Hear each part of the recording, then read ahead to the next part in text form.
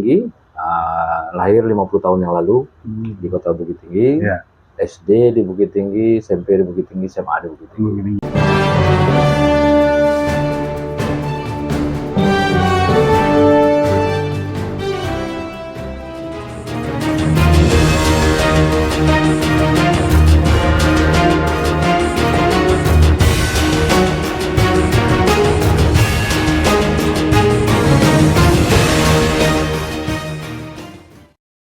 Assalamualaikum warahmatullahi wabarakatuh. Kembali bersama podcast Suara Dewan.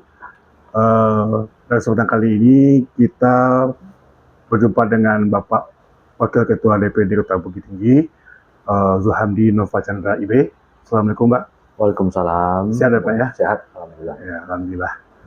Pada hari ini kita akan coba sedikit mengulas atau berbicara tentang siapa beliau dan apa yang menjadi latar belakang beliau sehingga beliau maju sebagai wakil rakyat dan menjadi anggota DPRD, juga sedikit profil beliau dan siapakah sebenarnya Bapak Zuhamdi Nova Chandra ini. Nah, mungkin langsung aja ya, Pak ya.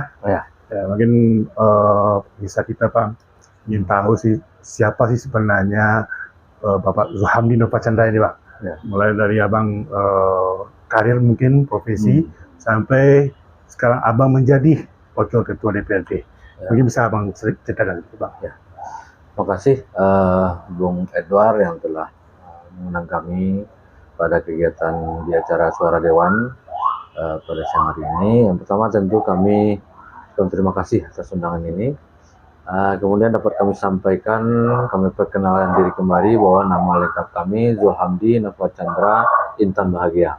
Intan Bahagia. Zubir. Panjang ya, Pak? Ya, panggilan biasanya Chandra atau Chandra Zubir. Iya, Chandra Zubir. Kemudian kami asli Bukit Tinggi, lahir 50 tahun yang lalu di kota Bukit Tinggi. SD di Bukit Tinggi, SMP di Bukit Tinggi, SMA di Bukit Tinggi. Terapi terakhir di SMA pas kelas 3 kami pindah ke Aceh. Pindah ke Aceh, jadi tamatan akhirnya di Aceh. Di Aceh. Kemudian kami melanjutkan studi di Universitas Sumatera Utara, jurusan akuntansi. Itu tamat pada tahun 98. Berikutnya kami membidangi tentunya anak muda baru tamat. Di saat Krismon, banyak demo waktu itu tahun 98. Akhirnya kami sempat di sini bekerja di kontraktor listrik, kontraktor bangunan,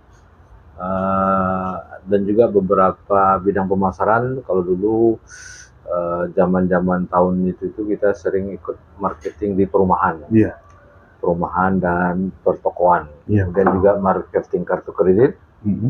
Kemudian terakhir ada bergerak dalam bidang gas. Ada gas. Itu. Kemudian terakhir kami di penerbit Erlangga, itu yang paling lama, sekitar 7 tahun, menggeluti di bidang penerbit buku. Mungkin disitulah kami banyak mempelajari tentang pendidikan, sewaktu bekerja di penerbit buku Erlangga. Sedikit tambahan profil kami sendiri adalah anak 10 dari 10 orang bersaudara. 10 orang ya? 10 orang. 10 orang bersaudara, 10. Jadi awalnya kami bergabung di partai politik tentunya. Awalnya sih memang kami sebelumnya sebagai ketua RW lah di kampung. Jadi sekitar tahun 2009 kami pulang kampung. Itu pun pengaruh ada gempa bumi dulu di Kota Padang. Di Bukit Tinggi kalau nggak salah 2007 ya. 2007. Kemudian 2009 gempanya cukup dahsyat. Setelah gempa tersebut kami pulang kampung. Di Bukit Tinggi awal-awalnya sih kita hanya sebagai penduduk biasa, warga biasa. Akhirnya karena sering RT RW ataupun LPM sering berkomunikasi dengan kami di kampung, sehingga akhirnya kami setelah 4 tahun diangkat menjadi ketua RW lah. Itulah dasarnya, sehingga dengan modal bermasyarakat dan juga sering berkontribusi di masyarakat, memfasilitasi masyarakat, sehingga warga setempat mengharapkan kami untuk andil lah di politik, yaitu menjadi anggota dewan. DPRD. Makanya kami saat itu yang Yang pertama melamar kami yaitu Partai Nasdem. Partai Nasdem. Partai Nasdem. Ya. Itu pun setahun lebih kami baru mengiyakan. Iya. Sebelumnya masih ragu-ragu, terakhir alhamdulillah kami iyakan. Jadi artinya butuh ketika memutuskan untuk terjun ke politik itu butuh waktu berpikiran cukup lama Ya, juga, Pak, ya? lama. Karena memang kalau kami sendiri pun dari semenjak SMP, Iya. Mungkin SD lah, SD. Kami memang suka berkumpul-kumpul Berorganisasi bersama-sama, ya, Pak? ya melakukan sesuatu lah. Iya. Jadi SMP, memang awalnya sih terjadi penolakan lah dari keluarga, termasuk dari istri sendiri. Ya, dia tidak mengizinkan untuk ikut berpolitik. Jadi makanya perlu lama setahun. Terakhir memang dari 9 saudara ada satu saudara saya nggak sampai sewaktu dia masih belum setuju. Belum setuju. Nah, jadi setujunya setelah duduk. Setelah duduk baru setuju gitu kan? Ya gimana lagi katanya. Kamu duduk juga ya? Gitu ya, Pak, ya? Itu. Istri gitu, istri sebelum sebelum penentuan, sebelum penentuan kursinya berapa saya duduk atau tidak, setelah pileg itu, kalau nggak salah 4 hari sebelum hari itu dia baru mengizinkan. Iya betul sekali. Baru mengizinkan. Pileg udah jadi. Oh, pileg udah selesai, Pak, ya? Selesai, cuman kan baru penentuan KPU belum lagi. Iya betul. Karena ada jangka waktu. Nah, dalam jangka waktu itulah baru istri saya ikhlas, mungkin dengan syarat-syarat tertentu. Nah, ketika akhirnya sudah keluar bahwa abang menyatakan duduk, ya syukur alhamdulillah. Dia langsung bersyukur gitu kan? Oh begitu. Gitu ya. Ya namanya kita habis berjuang. Kalau saya kan berjuang memang apa yang ada sama saya. Iya betul. Jadi memang perlu waktu itu tenaga, waktu kan habis sendiri. Iya betul.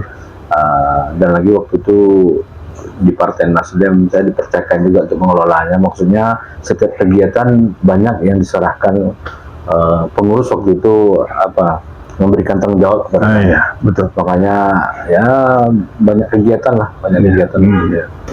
Rupanya hasilnya kurang memuaskan waktu itu. Makanya terakhir baru pas diizinkan istri, rupanya hasilnya menang jadinya. Iya. Mungkin doakan juga. Doa istri pasti. Iya, akhirnya abang menang gitu kan. Iya. Dan sehingga kita waktu itu selisih suara abang cuma satu suara. Satu suara ya. Satu suara. Wow, ketat sekali ya, Pak ya. Iya. Itulah momen mungkin. Iya betul. Momennya sehingga orang Kota Bukit Tinggi kenal sama saya. Iya, akhirnya orang tahu siapa itu Rabino Pachandra. Gara-gara satu suara, orang tahu siapa Rabino Pachandra ya. Iya betul sekali.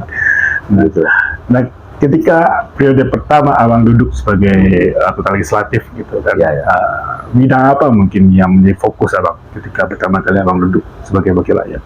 Ya, kalau bidang yang saya bahkan tentu yang peraturan pemerintah. Yang mana yang perlu kita bersihkan, maksudnya mana peraturan lama yang tidak apalagi itu akan kita cabut itu dalam periode pertama, dan mana peraturan yang memang tidak sinkron lagi. Iya betul. Nah, itu yang kita genjot untuk dilaksanakan oleh pemerintah. Iya. Nah, kemudian mana aturan-aturan yang di atas, yang di bawahnya belum ada aturannya. Betul. Mandatori dari pemerintahan pusat. Kemudian kami melihat juga hukum dan pemerintahan. Jadi kita lihat beberapa kasus yang ada di Bukit Tinggi, rata-rata Bukit Tingginya masalah pertanahan. Masalah pertanahan juga RT RW. Di situ kami fokus di sana. Dan kemudian kami dalam bidang kebudayaan seni dan budaya, alhamdulillah ya, walaupun belum begitu terasa, tapi adalah sanggar seni yang jadi. Dan juga ada perguruan silat yang jadi. Ada beberapa kegiatan kebudayaan yang memang kami targetkan, walaupun targetnya tidak sampai, tapi alhamdulillah ada pergerakan. Perhatian kita ke bidang seni dan budaya, termasuk karena dia akan mengenai pariwisata.